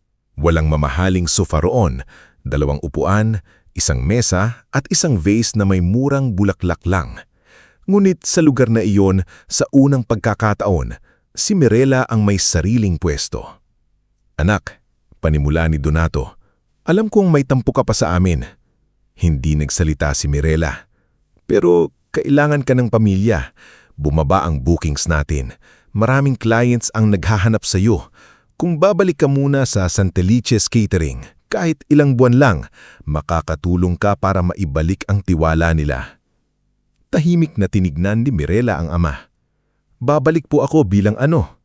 Natigilan si Donato. "Bilang bahagi ng pamilya." "Hindi po yun ang tanong ko. Babalik po ba ako bilang event director, partner, o gaya ng dati, taga-ayos sa likod habang iba ang pinapalakpakan?" Hindi agad nakasagot si Donato. Doon nang ngumiti si Mirela ng malungkot. "Pa, hindi niyo po ako hinahanap dahil anak niyo ako. Hinahanap niyo ako dahil kailangan ng negosyo ang trabaho ko. Hindi ganun yun. Ganun po ang pakiramdam." Napayuko si Donato. Sa unang pagkakataon, wala siyang maibigay na business answer. Ilang araw pagkatapos noon, si Erlinda naman ang tumawag. Hindi ito nagsorry. Sa halip, sinabi nitong utang na loob ni Mirela ang pagpalaki sa kanya at hindi raw dapat talikuran ang pamilya sa panahon ng pangangailangan. Doon unang nagsalita si Mirela ng may buong tapang. "Ma, hindi ko tinalikuran ang pamilya. Kayo ang unang nagtulak sa akin palabas." Natahimik si Erlinda sa kabilang linya. Hindi na pinahaba ni Mirela ang usapan. Ibinaba niya ang telepono ng walang sigaw, walang mura, walang drama. Ngulit pagkatatas noon, napaupo siya at umiyak sa harap ni Nina at Mang Berto. Hindi dahil pinagsisihan niya ang sinabi, kung hindi dahil gaano man siya katatag, masakit pa ring manindigan laban sa sariling ina. Dumating ang pinakamalaking pagkakataon nang tawagan siya ni Leandro Veira. Pinapunta siya nito sa opisina ng Veira Foundation. Naroon din si Doktora Severina Olmedo, isang respetadong doktor at head ng foundation na tumutulong sa mga batang may sakit at scholars mula sa mahihirap na pamilya. "Mirela," sabi ni Leandro, "magkakaroon kami ng charity gala para sa Scholarship and Medical Assistance Fund. Gusto naming ikaw ang mag-organize." Nanlaki ang mata ni Mirela. "Ako po?" "Oo, pero may isang kondisyon." Kinabahan siya. Ano po yun? Hindi ito gagawin sa ilalim ng Santelices Catering. Pangalan mo, team mo, desisyon mo. Kaya mo ba? Tumingin si Mirela kay Doktora Severina. Mahigpit ang mukha ng doktora, pero hindi malamig. Hindi namin kailangan ng event na puro dekorasyon. Kailangan namin ng gabing maintindihan ng donors kung sino ang tinutulungan nila. Dahan-dahang huminga si Mirela. Naalala niya ang stockroom, ang lumang notebook, ang mga gabing pinangarap niyang gumawa ng handaan na may puso. Ngayon, naruroon na ang pagkakataon. Nakakatakot, pero hindi na siya pwedeng umatras. Kaya ko po, sagot niya. Pero gagawin ko po ito sa paraang hindi lang magpapakita ng yaman. Ipapakita natin ang kwento ng mga bata. At iyon ang ginawa niya. Sa loob ng ilang linggo, halos hindi natulog ng maayos si Mirela. Kasama niya sina Nina, Mang Berto, Catalina, Aurelio, Rafael at Doktora Severina sa paghahanda. Hindi siya gumamit ng labis na magarbong tema. Sa halip, bawat mesa ay may kwento ng isang scholar o batang pasyente, nakasulat ng may respeto at pahintulot ng pamilya. Ang menu ay simple ngunit eleganteng Filipino dishes. Ang music program ay hindi nakakasapaw sa mensahe ng gabi. Si Rafael ay pumayag kumanta ng walang talent fee bilang suporta. Si Catalina ay gumawa ng stage backdrop mula sa habing lokal, hindi para magyabang, kung hindi para ipakita ang ganda ay pwedeng manggaling sa sariling atin. Sa mismong gabi ng charity gala, kabado si Mirela sa backstage. Hawak niya ang clipboard, ngunit nanginginig ang kamay niya. Lumapit si Mang Berto, suot ang malinis na puting polo. "Ella," sabi nito, "alam mo kung ano ang kaibahan mo sa kanila?" "Kanino po?" "Sa mga taong gusto lang pumuri ang bisita. Ikaw, gusto mong makauwi ang bisita na may naaalalang puso." Napangiti si Mirela. "Sana po maging maayos." "Magiging maayos yan dahil hindi mo ginawa para sa sarili mo lang." Naging matagumpay ang gala. Hindi ito maingay sa social media sa paraang eskandaloso.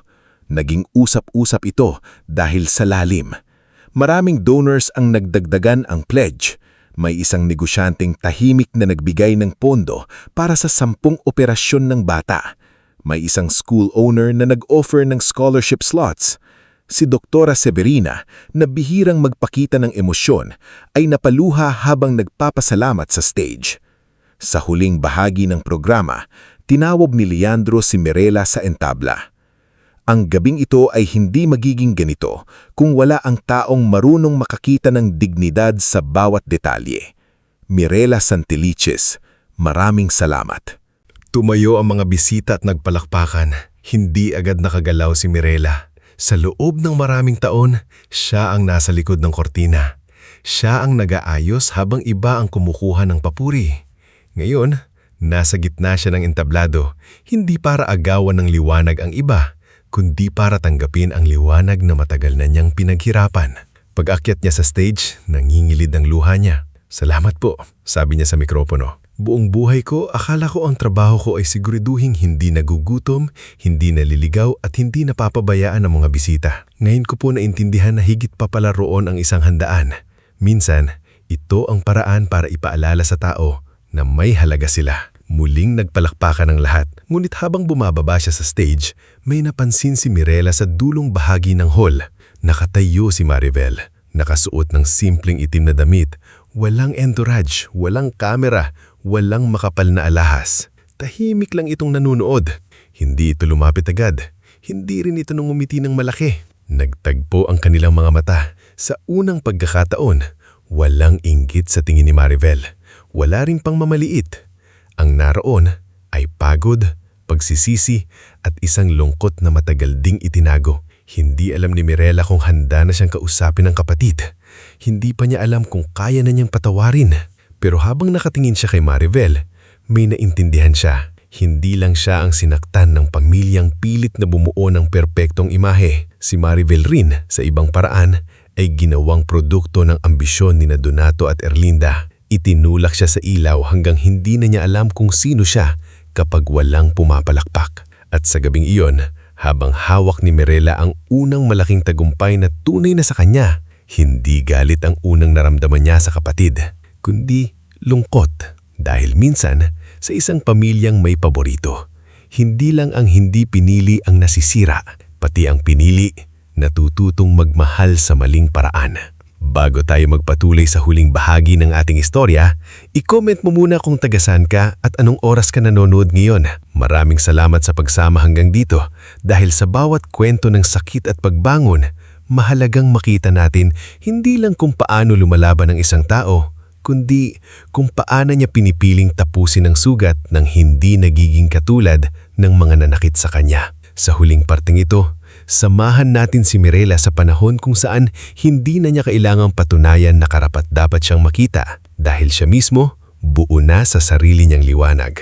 Lumipas ang 2 taon mula nang unang tumayo si Mirela Santelices sa entablado ng Vera Foundation Charity Gala at marinig ang palakpak na matagal niyang ipinag-gate sa sarili. Sa loob ng 2 taong iyon, hindi naging madali ang bawat araw. Hindi ibig sabihin na dahil pinuri siya ng mayayamang tao at nakilala ng ilang artista, bigla nang naging magaan ang lahat. Sa totoo lang, mas maraming gabing umuwi siyang pagod, pawisan at minsan ay halos maiyak sa pressure ng sariling negosyo. Ngunit iba na siya ngayon. Hindi na siya ang Mirela na tahimik na nakatayo sa kusina habang iba ang kumukuha ng papuri. Hindi na siya ang anak na naghihintay ng pahintulot para maramdaman na mahalaga siya. Hindi na siya ang babaeng natatakot umupo sa gitna ng mesa. Ang maliit na negosyong sinimulan niya mula sa rooftop ni Nina ay lumago at naging kilala bilang Hiraya Tables and Gatherings. Hindi ito ang pinakamalaking event company sa Maynila. Hindi rin ito ang pinakamahal maningil. Pero kapag hinahanap ng mga kliyente ang handaan na hindi lamang maganda sa litrato, kundi may puso, madalas lumalabas ang pangalan ni Mirela. Sa kanilang maliit na opisina sa Quezon City, iba na rin ang esena. Si Nina Soldevilla, dating kapitbahay at best friend, ay ngayon ay operations manager na laging may hawak na tablet, ballpen sa tenga at kape sa kamay. Ella, confirmed na ang Gordon Luncheon sa Antipolo next month, pero gusto ng client na may tribute corner para sa namatay nilang lola. Ito na raw ang bahala sa concept. Ngumiti si Mirela habang inaayos ang sample fabric sa mesa. Kausapin muna natin ang pamilya. Ayokong gumawa ng tribute na maganda lang tingnan. Kailangan kilala natin kung sino ang lola nila. Sa kabilang mesa, si Catalina Vera, ang creative partner ni Mirela, ay may kausap na supplier ng habing lokal na mati itong matatag sa paniniwalang kayang maging elegante ang sariling gawang Pilipino. Si Aurelio Fajardo naman ay dumarating tuwing hapon para ayusin ang lineup ng musiko para sa events. Si Mang Berto Layugan, kahit madalas nang magreklamo na sumasakit ang tuhod, ay nananatiling head kitchen consultant. Ako'y consultant lang ha, hindi na ako magpupuyat, laging nilalawagan. Ngunit kapag may malaking event, siya pa rin ang unang dumadating sa kusina. Kasama rin nila si Jumari Laksamana, ang dating batang dishwasher na nagregalo ng potted plant kay Mirela noong birthday niya. Pinag-aral siya ni Mirela ng basic culinary training at ngayon ay assistant cook na siya sa Hiraya. Hindi niya kailanman nakalimutan ang unang taong tumanggap sa maliit niyang regalo na parang kayamanan. Sa dingding ng opisina, may nakasabit na litrato ng rooftop birthday ni Mirela. Hindi ito mukhang marangya. May hindi pantay na upuan, lumang mesa, fairy lights at simpleng cake. Pero iyon ang paborito niyang larawan. Dahil doon nagsimula ang araw na pinili niyang hindi na magmakaawa sa lugar na ayaw ibigay sa kanya. Isang hapon, habang abala sila sa paghahanda para sa Thanksgiving dinner ng Hiraya, dumating si Sabrina Ilana na naka-sunglasses at may dalang kahon ng pastries. "Hindi ako guest ngayon," sabi ni Sabrina habang pumapasok sa opisina. "Volunteer ako. Saan ako pwedeng maglagay ng flowers?" Napatawa si Nina. "Artista ka pero pinapagawa mo sa sarili mo ang centerpiece?" "Aba, sa Hiraya lahat tumutulong," sagot ni Sabrina. "At isa pa, ayokong ako lang ang kakain mamaya." Napangiti si Mirela. Sa loob ng 2 taon, marami ang nagbago, pero nanatili ang ilang taong unang naniwala sa kanya. Ngulit habang lumalago ang Hiraya, unti-unti namang nalulunod sa problema ang Santelices Catering. Noong una, pilit pang itinago ni Donato at Erlinda ang pagbaba ng bookings. Sinubukan nilang kunin si Crisanto Malvar para gawing mas modern ang branding. Nagpagawa sila ng bagong logo, bagong uniforms at bagong social media campaign. Ngulit hindi na bumalik ang dating tiwala ng kliyente. Ang problema pala, hindi lang sa itsura ng negosyo. Ang tunay na problema ay ang puso ng pamamalakad. Nang mawala si Mirela, nawala rin ng taong marunong makinig sa detalye, rumerespeto sa staff at umintindi sa tao sa likod ng okasyon. Maraming staff ang umalis. Ang ilan ay lumipat sa ibang catering company. Ang ilan naman ay naghanap ng trabaho kay Mirela, ngunit hindi niya basta tinanggap ang lahat dahil ayaw niyang magmukhang inaagaw niya ang negosyo ng pamilya. Pinili lamang niya ang mga taong tunay na nangangailangan at handang magsimula ng maayos. Si Donato ay nalubog sa utang dahil sa mga kanseladong kontrata at maling investment sa luxury rebrand na hindi naman bumalik ang kita. Si Erlinda naman ay unti-unting iniwasan ng mga kaibigang dating laging nasa paligid niya tuwing may magarbong handaan. Nang wala ng libreng catering, wala na ring madalas na imbitasyon. Doon niya unti-unting naranasan ang lamig ng mundong minsan niyang ginamit para husgahan ang sariling anak. Si Marivel ang pinakamatagal na naipit sa pagitan ng hiya at pagsisisi. Matapos niyang masaksihan ang tagumpay ni Mirela sa charity gala, nagsimula siyang umatras sa mga social events. Hindi na siya gaanong nagpo-post, hindi na siya nagpipilit maging perfect. Sa una, akala ni Erlinda ay nag-iinarte lang. "Marivel, kailangan mong bumalik sa spotlight," sabi ng ina isang gabi habang nag-aayos mang lumang guest list. Pagod na akong tumingin sa kanya. "Ma, pagod na ako sa spotlight." "Anong ibig mong sabihin?"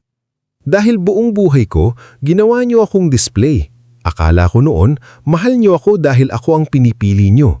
Pero ngayon naiisip ko, baka pinili niyo lang ako dahil mas madali akong ipakita."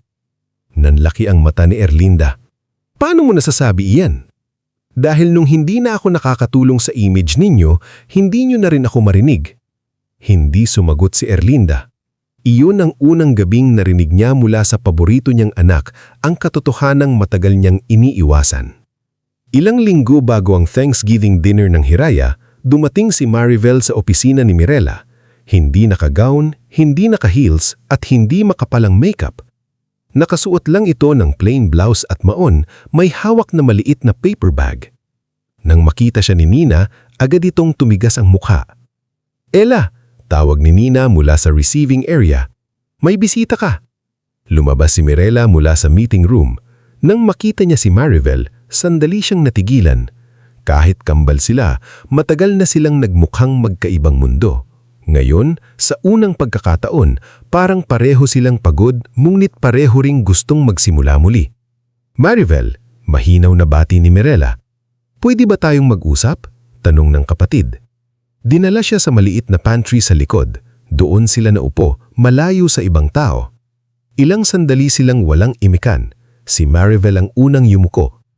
"Hindi ako pupunta rito para kunin ang negosyo mo. Hindi rin ako pupunta rito para magpanggap na wala akong nagawa." Tahimik lang si Mirela. "Kaya ako nandito," Patuloy ni Marivel. "Dahil gusto kong humingi ng tawad, hindi yung sorry na para matapos lang ang usapan. Alam kong matagal kitang ginawang katulong sa sarili mong pamilya. Tinawag kitang ate para ipamukha na mas mataas ako. Hinayaan kong kunin ang credit sa mga ginawa mo. At nung birthday natin, alam kong mali, pero nanahimik ako dahil ako ang nakikinabang." Nangingilid ang luha ni Marivel. Nanginginig ang kamay niya sa paper bag. "Akala ko noon panalo ako kasi ako ang pinipili nila," sabi niya. "Pero ngayon ko lang naintindihan na pareho pala tayong ninanakawan. Ikaw ng pagmamahal, ako ng pagkakataong maging mabuting tao." Tumago sa dibdib ni Mirela ang mga salitang iyon. Matagal niyang inisip kung anong mararamdaman niya kapag dumating ang araw na hihingi ng tawad si Marivel. Akala niya sasabog ang galit niya. Akala niya ililista niya lahat ng sakit. Pero nang nandoon na ang kapatid, ang naramdaman niya ay pagod at lungkot. "Matagal akong nasaktan sa'yo," sabi ni Mirela. "Alam ko, hindi ko kayang burahin iyon sa isang usapan. Hindi ko hinihingi na burahin mo. Hindi rin kita agad kayang pagkatiwalaan. Tumango si Maribel. Naiintindihan ko. Saglit na tumingin si Mirela sa labas ng maliit na bintana. Nakita niya si Jomari na nag-aayos ng crates, si Mang Berto na may kausap sa telepono, at si Nina na halatang nakabantay pa rin sa pinto. Ang hiraya ay bunga ng pagbangon niya, pero natutunan niya rito na ang tunay na pagbangon ay hindi kailangang maging paghihiganti. Kung gusto mong magsimula, may bakanting trainee position sa operations. Walang special treatment, hindi ka manager, hindi ka mukha ng company. Magsisimula ka sa inventory, supplier calls at floor assistance. Napatingin si Maribel, tila hindi makapaniwala. Tatanggapin mo ako. Tatanggapin kita bilang trainee, hindi bilang kapatid ng may-ari. Napaluha si Maribel pero tumango siya. Sige, kahit ano, gusto kong matuto. At natuto nga siya, pero hindi madali. Sa unang linggo niya sa Hiraya, napagalitan siya ni Nina dahil mali ang nailagay niyang delivery time sa supplier sheet. Hindi ito photoshoot, Maribel, seryosong sabi ni Nina. Kapag nagkamali ka ng oras, buong event ang maaapektuhan. Dati, baka umalis si Maribel o sumagot ng pabalang. Pero ngayon, huminga siya ng malalim at sinabing, "Pasensya na, aayusin ko." Sa kusina, tinuruan siya ni Mang Berto magbilang ng servings. Nang nagreklamo siyang masakit ang paa niya sa pagtayo, tinapik siya ng makanda sa balikat. Ngayon mo lang nararamdaman ang araw-araw na naramdaman ng kapatid mo noon. Natigilan si Maribel. Hindi siya sumagot. Kung hindi mula noon, hindi na siya nagreklamo. Dumating ang araw ng Thanksgiving dinner ng Hiraya.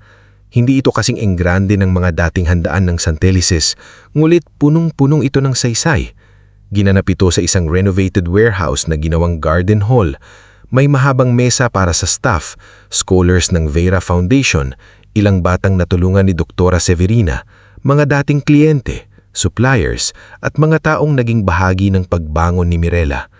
Naroon sina Sabrina, Aurelio, Catalina, Rafael, Ofelia Montemayor, Leandro Vera, Doktora Severina, Kuya Olan, Jomari, Mang Berto at Nina.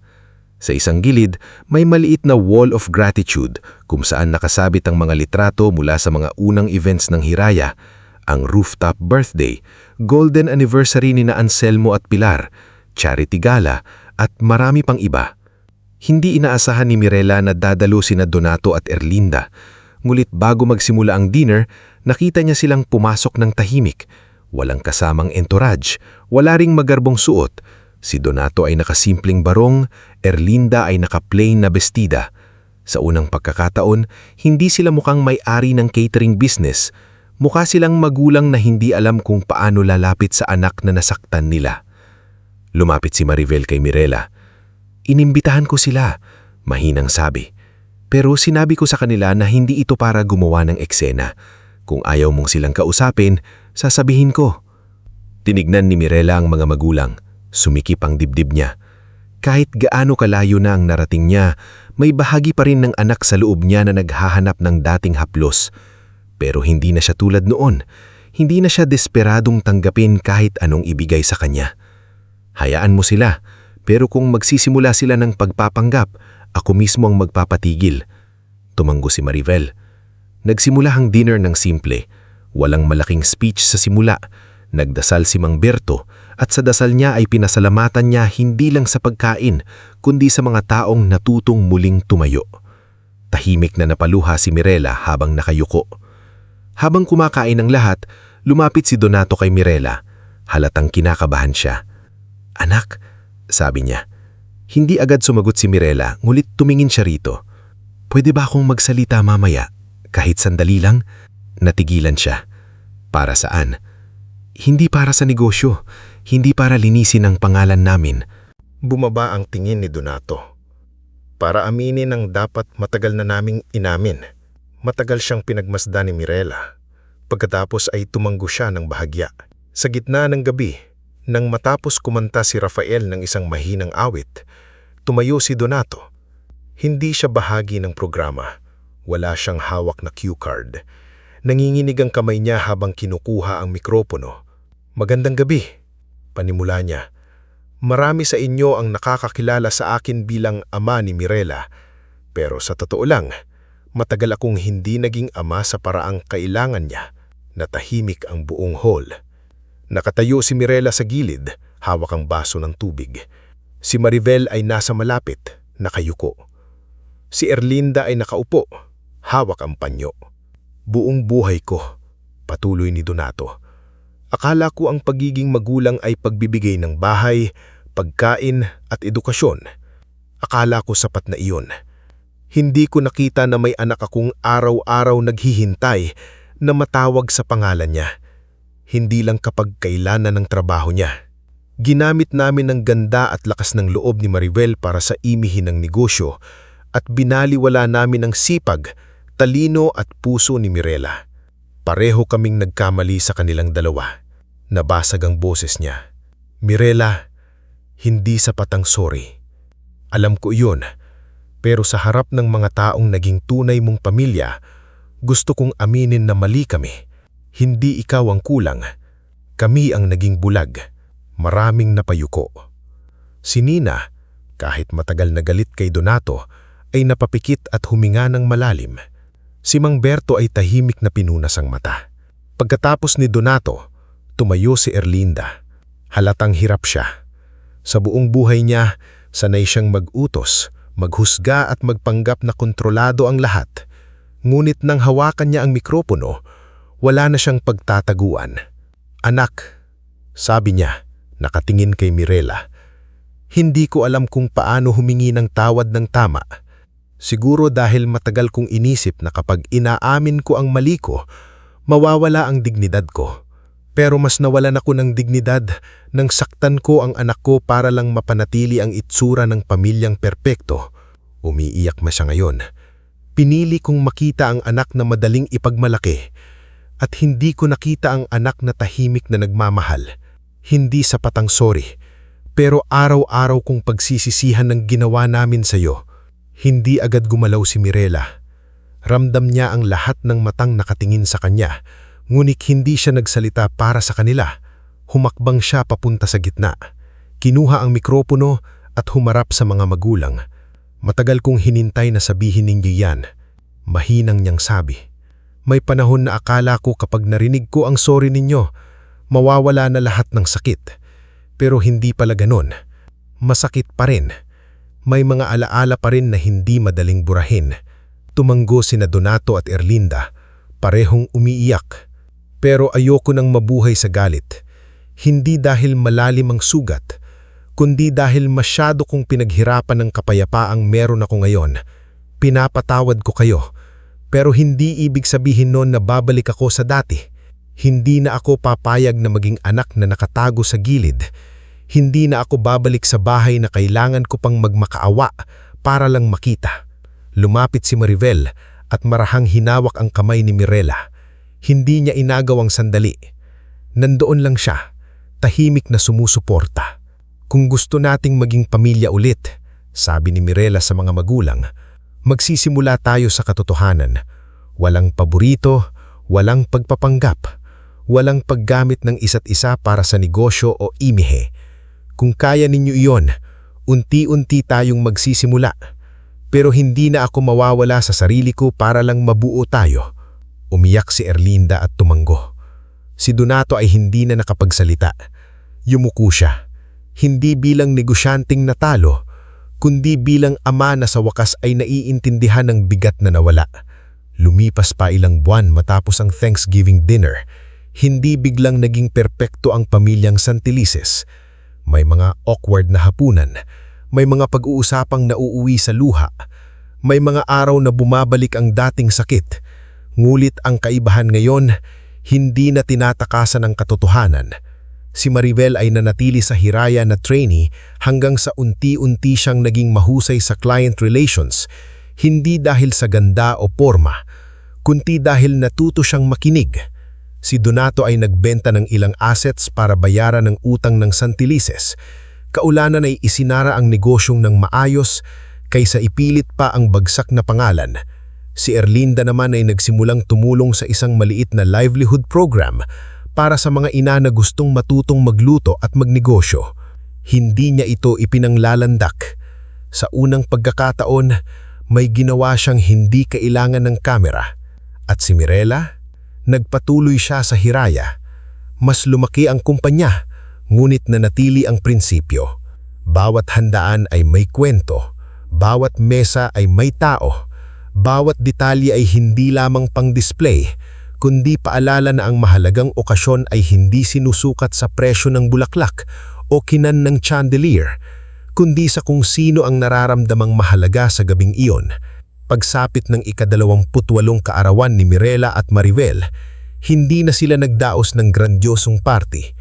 Walang media wall, walang red carpet, walang tarpaulin na isa lang ang mukha. Instead, sa rooftop kung saan nagsimula ang lahat, nagkaroon sila ng maliit na hapunan.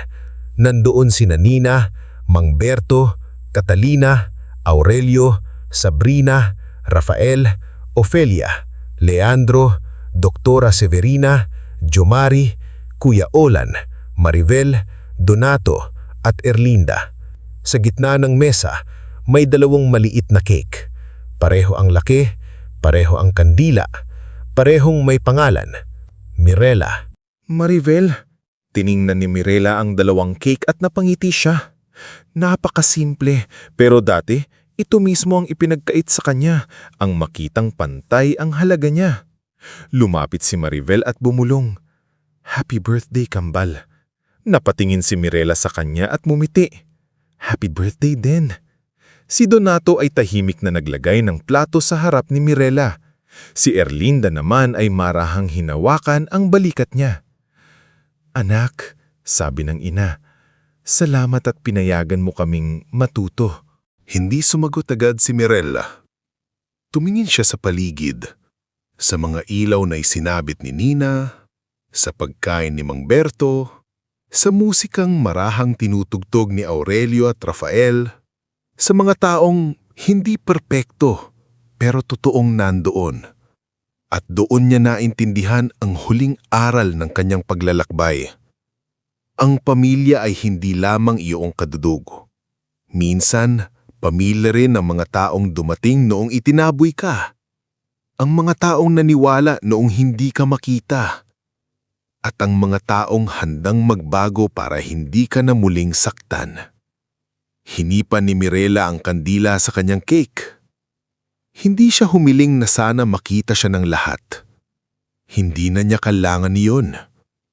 Ang hiling niya ay manatili siyang buo. Sa gabing iyon, habang humahalo ang tawanan, musika at malamig na hangin sa rooftop, hindi na siya ang anak na nasa gilid ng larawan. Hindi na siya anino ng kapatid. Hindi na siya tagapag-ayos ng handaan ng iba habang sariling puso niya ay walang lugar.